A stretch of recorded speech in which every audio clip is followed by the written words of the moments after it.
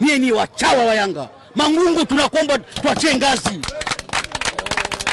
Mimi leo namtumia hiyo message Mangungu kama ananisikia. Atuachie timu. Wewe ni chawa wa Yanga. Wewe umetudhihirishia safari hii kwamba tumekuvumilia inatosha. Wewe ni chawa wa Yanga. Viongozi hawa ndio ambao mlikuwa mnawashangilia wakati wa furaha. Sikiliza, narudia tena kwamba sawa tulikuwa na washangilia kwenye michuano ya kimataifa. Hebu sio unanielewa? Kwa sisi tunaongelea swala la kucheza na utopolo. Wanakuwa wapi?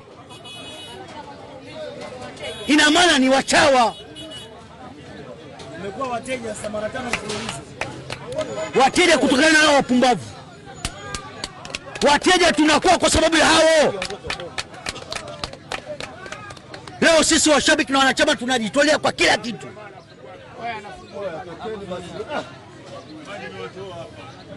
Inatuma bana, ndugu yangu. Inatuma.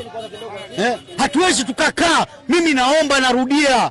Jamani, wanachama na washabiki tuwe kitu kimoja. Tuwe na maamuzi. Leo tukiwa na maamuzi tunamaliza hilo swala. Huyu bwana ataondoka. Kabisa. Hiyo napiga muhuri sasa hivi. Kabisa. Kwamba Mangungu ni chawa wa Yanga, aondoke.